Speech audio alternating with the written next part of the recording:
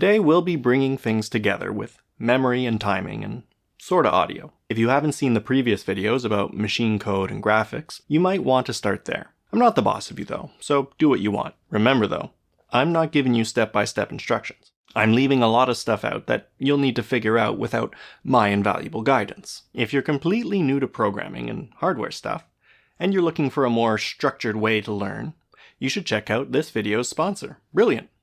Brilliant is a learning app that has courses that start you with mastering the foundations, then builds on those foundations to progress to increasingly challenging problems.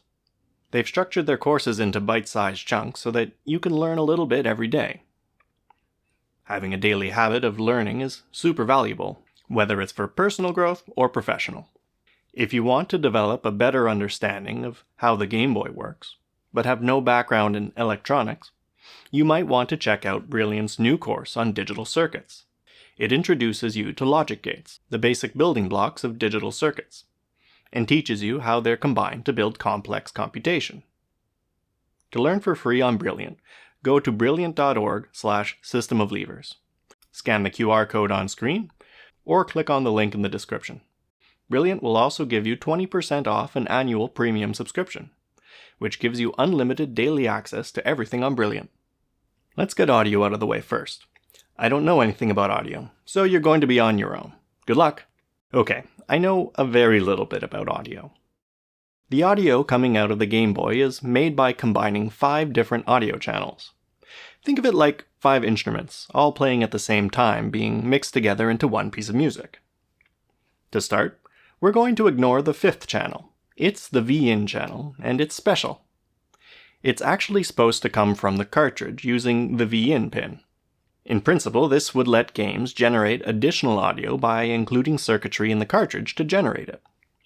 In practice, no commercial game did that, so you should ignore it. Now we're left with 4 audio channels, and they're all different. Channels 1 and 2 are called the pulse channels. They produce square wave sounds. A square wave refers to the audio waveform. We normally see smooth waveforms that sound like this. These channels produce square waves that sound like this. The Game Boy lets you control different aspects of those square waves. I don't understand it well enough to explain it though. Channel 1 has an additional feature called frequency sweep. I don't understand it well enough to explain it though. Channel 3 is the wave channel. It lets you create arbitrary waveforms from 32 4-bit samples.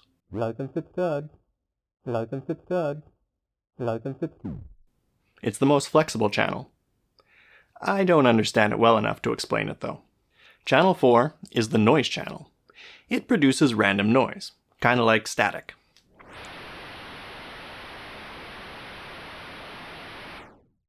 It's really cool how much versatility you can get out of this channel. And guess what? I don't understand it well enough to explain it. The Game Boy also supports stereo, but only from the headphone jack. So it's up to you to decide if you want to care. So how are you going to make your emulator make these sounds? I have no idea. You'll need a library or something that lets you control audio at a low level. You can't get away with just playing MP3s. The only platform where I know how to achieve this is the web platform, using the Web Audio API. So you'll have to figure out what's available for your chosen language. Okay, on to memory. Memory might be more complicated than you expect, or less complicated, or exactly as complicated. It really depends on what you expect. A computer's memory is very important. Without some sort of memory, they'd be significantly less powerful. In its basic form, memory is a place to read and write data. The Game Boy's memory is a bit more than that. It brings all the parts, the CPU, the graphics system, and the audio system together. It's how they're controlled, how they talk to each other. The Game Boy uses a design called memory mapped I/O. There are special address ranges and individual addresses that interact with different parts of the Game Boy's hardware. For example, the memory at address FF26 is used to turn the audio and individual audio channels on and off. Addresses FF30 to FF3F are where you put the wave sample data that's used for audio channel 3, the wave channel. Before we go further, I want to go over the very basics of memory. Computer memory, specifically random access memory, is a bunch of places or locations to store and access data. There are memory addresses to say which memory location to access. There are two important sizes when it comes to memory: the address size and the data size. Both are counted in bits, and in modern computers are a multiple of 8. The address size tells you how many memory locations there are or can be. The Game Boy has 16-bit addresses, meaning it can address 2 to the 16 memory locations. You can also call this the address space. So the Game Boy has a 16-bit address space. The data size tells you the size of data at each memory location. The memory data size on the Game Boy is 8 bits, so each memory location can store 1 byte of data. This is related to why the Game Boy is considered an 8-bit system. If you multiply the number of addresses by the data size in bytes, you get how much data can be accessed. So the Game Boy can access 64 kilobytes of data. The address and data size also relate to the address and memory bus, which are the physical wires inside the Game Boy used to communicate the address and data signals. The Game Boy uses 16-bit addresses, so the address bus has 16 wires, 1 for each bit. Similarly, the data bus has 8 wires. So, we want to emulate memory. Let's pretend it's just simple RAM, no memory mapping. We'll need 2 to the 16 bytes to store all the memory, and we'll need a way of mapping 2-byte addresses to each of those bytes. The simplest way to do that is with an array of bytes with a length of 2 to the 16. That's it. That's memory. Maybe that was obvious to you, or maybe you thought memory was some special thing that couldn't possibly be so easy to emulate. But no, memory is just an array. Now, of course, the Game Boy's memory mapping makes it more complicated, but not that much more complicated. For example, memory between address C000 and DFFF is the work RAM, and that's just plain simple RAM, so you can implement it as an array of 8,192 bytes. Similarly, memory between 8000 and 9FFF is video RAM, which you can implement the same way. You may or may not want to, though, and there will be some extra detail since video RAM is so tied to graphics rendering.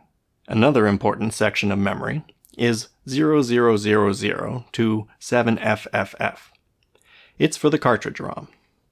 That means all the game data from a cartridge, or in the case of an emulator, a ROM file, is accessed through those memory addresses. Those among you who can't help but convert hex numbers in your head will notice that that only allows access to 32K of ROM data. And if you've worked with ROM files before, you'll know they can be bigger than that. The way the Game Boy gets around that problem is with a memory bank controller, or MBC. In original cartridges, this was a special chip inside the cartridge. In modern flash carts or hobby carts, it can be done with an FPGA or CPLD. In a recent homebrew flash cart, it was done with an RP2040. With an emulator, there aren't any cartridges, only ROM files. So it's up to the emulator to provide MBC functionality. They're pretty extensively documented, so you should have good footing. And the cartridge header has information about what type of MBC the ROM expects, so you'll know which one to use. One curious thing about MBCs is that the way the Game Boy communicates to them is by writing data to special addresses in the read-only memory range. Even though those addresses are meant for read-only memory, there's nothing stopping game code from writing to them. When I first learned about that, I found it pretty funny. In fact, learning about MBCs is what first got me interested in Game Boy hacking. To get more information about the different address ranges and what they're for, you can check out the Pandocs, specifically the memory map page. You can also have a look at my videos about Game Boy memory. Even though the Game Boy's memory is actually a bunch of different things glued together, it still looks like one big chunk of memory to the game code. So you're going to need something that interfaces with your machine code evaluation to decode memory addresses and send them to the right place. Okay, we're almost done. There's only one more thing I have to tell you about. It's kind of important. It's something you'll need to make your emulator actually play like a real Game Boy. So I'm sorry for leaving it till the end. But it's a lot easier to talk about once we've talked about all the different pieces of the Game Boy, because it's the part that makes sure all the pieces are working together, instead of going off doing their own things. The critical component is timing. There's two parts to timing. One is execution speed. If you don't try to avoid it, you'll probably make an emulator that runs way too fast. I mean, maybe. I don't really know what kind of design and implementation choices you're making, or what language and hardware you're using. My understanding is that it was pretty tricky to get a Game Boy emulator running at full speed on the Playdate. So who knows? If you're running on a normal, modern computer, you'll probably have to slow things down. To do that, you'll need to know how long different instructions take to execute, so that when you're executing them, you actually take that much time. You can find this information in the RGBDS instruction reference, or in an instruction table.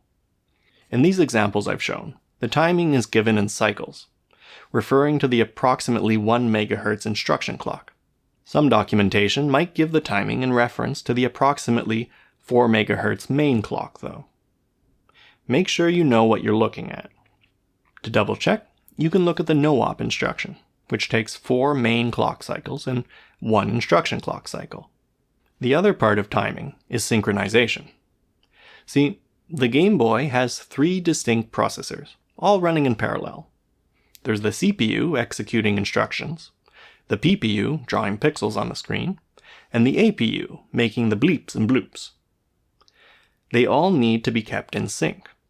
One of the more conceptually straightforward aspects of this is to control when the CPU can and can't access VRAM or the OAM, which is based on whether the PPU is in the middle of drawing. This can get pretty detailed in practice because the rendering time can change based on what's being rendered. In a way, getting the PPU timing right is probably the biggest part of overall synchronization. There's a lot of nuance that I mentioned when talking about implementing graphics. And just like I said there, it's up to you to decide how detailed and accurate you want to get. You should be able to get a fair bit of success without getting too bogged down by the minutiae of the pixel FIFO. So follow your interests and see how far it gets you. As for keeping the APU in sync, well, I don't understand it well enough to explain it. Well, there you go. This concludes me telling you how to make a Game Boy emulator, even though I've never done it. Hopefully, I've given you enough bits of information to help you get started making your own. Hopefully, I haven't given you too much and robbed you of the chance to discover things on your own. I've certainly left a lot out, either intentionally or because of my own ignorance. If you are planning starting work on an emulator, or you've already started, I wish you the best of luck, and only the most fulfilling frustration. Bye!